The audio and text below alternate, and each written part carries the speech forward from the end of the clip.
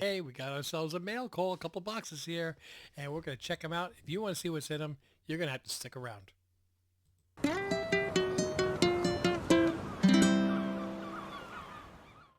Welcome back, family. This is Team Ohana. I'm your host, Rich, and we have a nice mail call here for July 15th. And let's see what we got. I know what they are, but you don't.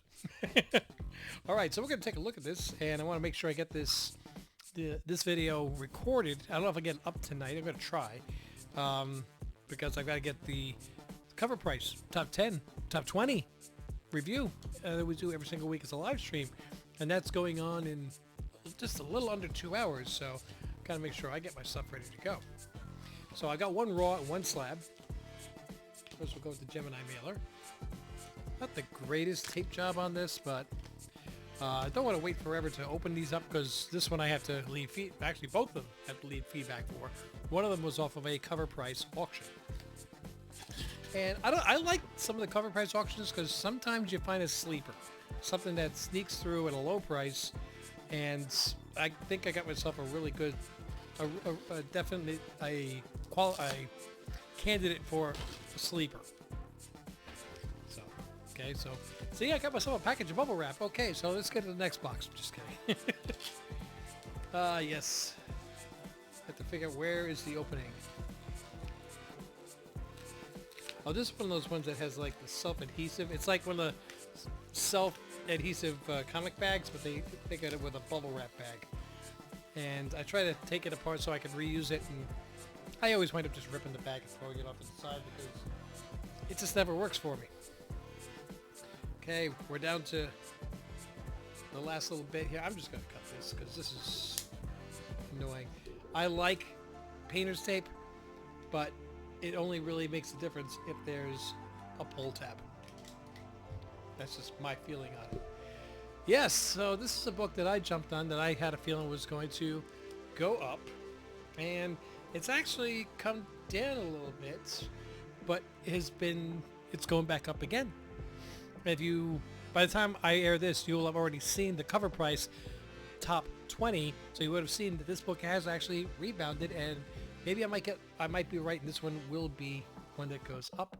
We have the Action Comics 1066, 1 in 25, the Lobo, the very sick. Oh man, the detail that is in this comic. Yikes. I like it. I like it or not. 1 in 25 variant cover by Mark Spears. Good job, sir. Good job.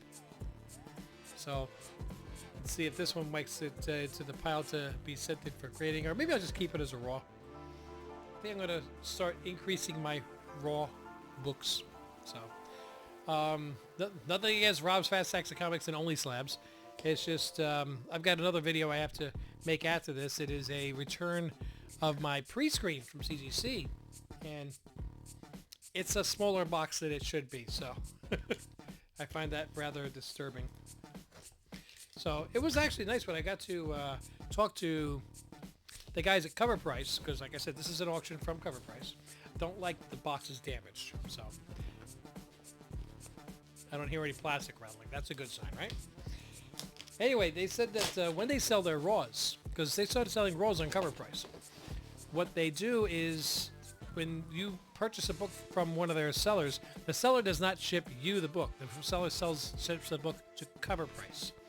And they will verify that it is at least within range of what the seller claimed the range to be. So if he says it was between a 5 and a 6, and they look at it and go, no, this is a 3, then they're going to stop the sale, or I guess the grade that this is definitely a lower grade. Do you want to renegotiate a price with him or just return it? I should have asked them is, what if the guy advertised that as a 5.6 and they look at it and say, wow, this is more like a 9? Are they going to dispute the sale at that point, or just say, well, good for you as a buyer, you got a good one? I would hopefully I would think that they should look out in both directions. Like if the seller, maybe he accidentally put the wrong book in, when he sold it. As a middleman, as a impartial mediator in between, I would think that you would want to do that. Okay, so this is another thing that they do. They put cardboard covers on all corners. So let's see. They're pretty snugly on there too. I like that. I'm gonna make sure that the slab looks like it's in good condition.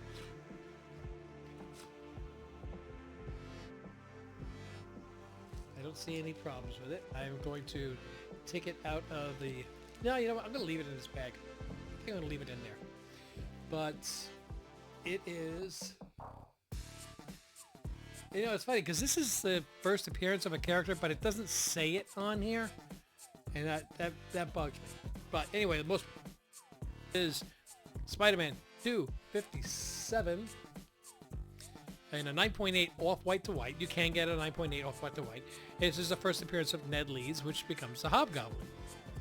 And which was what I really liked about this book, though.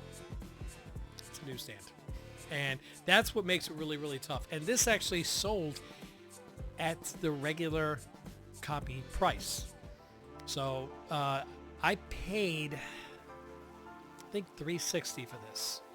And FMV on this is closer to $1,100 because of the newsstand. There's just about 200 9.8s in a newsstand. That's it. Yes, there were 84. There was just still, it was rated almost 50-50 at this point. But to find the 9.8s in this time frame of the newsstand are really tough. And I think the last sale of one of these was $1,100. The one before that was $1,000. I think there's a couple on eBay that are listed for like $1,300, $1,500. So I saw this listed, and it did say newsstand on the listing, but just, I guess people, when they're looking at the pictures, they just scroll through. They don't pay attention, or they don't Google, or check the FMV of a book. So I said, look, I'm just going to watch this, and if it goes for a real low price, I'm going to grab it. And I did. Newsstand edition. Second appearance of Puma, Black Cat, Hobgoblin, Rose M. Kingpin appearance. Spider-Man 257. There we go. In a nice newsstand book. So maybe when I go to the show in Cartersville in October, I might offer this as like a show special for a really good price. And so we'll see how it goes. All right, so that's all I got. That's all I got. I'm sorry. My overtime is dried up a little bit because it's just too dang hot to work overtime. So I got to watch what I'm spending the money on. Plus, I'm having a little bit of fun in Lorcana. For those of you who are into Lorcana, I'm in a league over at Visions every Sunday, and you get a buy-in every week of $5, and you get a pack. So it's not really a buy-in; it's because a pack costs $5. So it's basically you buy a pack at regular price, and you get to play. Big whoop. You get some bonus points on the chart if you spend $20 on League Day, which I got no problem doing that. So I bought a few packs, and I wound up pulling out a Diablo Enchanted. Which that covers my buy-in for the season, okay? That covers everything for the season. Wow, I got lucky with that one. Gotta wear Stitch shirts more often. That's what it is. All right, so I'm going to quickly, though, just say I want to remind everybody that if you have the opportunity, please, okay, load up screen. You were just there.